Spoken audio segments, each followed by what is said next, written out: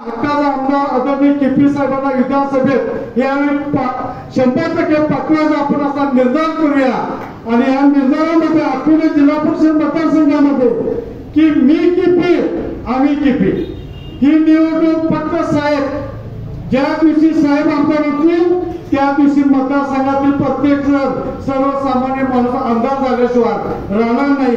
कारण केपी साहेबांना आमदार जरी झाले तरी कुणाला कधी केव्हाही रात्री अपरात्री भेटायला त्यांना कसलीही कुणाची परवानगी लागत नाही। एकूणच जर चित्र बघितलं की शेतकरी सर्व अंगाने काय उद्ध्वस्त झाले की नैसर्गिक आपत्ती आलेल्या शासनाकडे म्हणावं तसं त्यांना अनुदानही प्राप्त होत नाही, परंतु बिजलीच्या माध्यमातून अनेक शेतकऱ्यांचं जीवनमान शेतकऱ्यांच्या जीवनामध्ये आर्थिक घडी बसवायचं काम कुणी केलं असेल मित्रांनो तर आदरणीय केपी पाटील साहेबांनी केलेला आहे। आणि हा तुमच्या आमच्या निगडीचा प्रश्न अनेक विषयाला साहेब आमदार असताना 10 वर्षापूर्वी सुरुवात केली।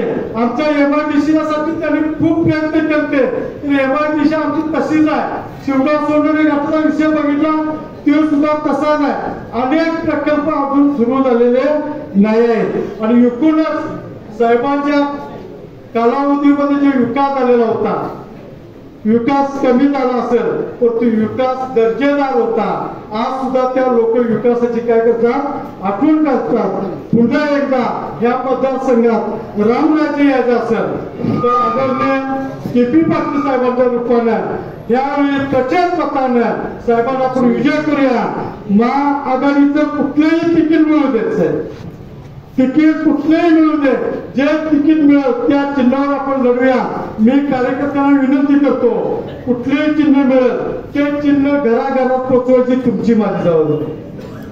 साहेब आमदार कधी होणार तर तुम्ही आम्ही ग्राउंडवर गाव लेवलवर घर टू घर ज्या दिवशी प्रचार करणार घरामध्ये जाऊन जाऊन ही भूमिका समजावून सांगणार त्या दिवशी खऱ्या अर्थाने केपी साहेब आमदार होणार आहे। मी म्हणायचं साहेब आमदार होतील चालणार नाही। मी माझ्या गावामध्ये तळागाळात सगळ्या घटकांना बरोबर घेऊन सगळ्यांना काय गरज आहे आताच्या चाललेलं राजकारण याचं सुद्धा लोकांना उदाहरण दिलं पाहिजे।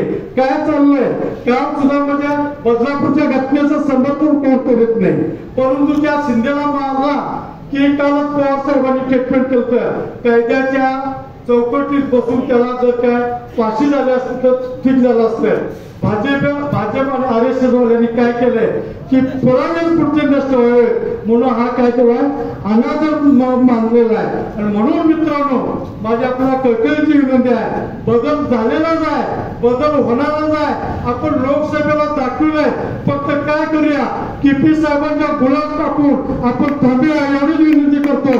पुन्हा एकदा मी आपल्या सर्वांचं मनापासून स्वागत करतो। मी माझे 2 शब्द थांबवतो।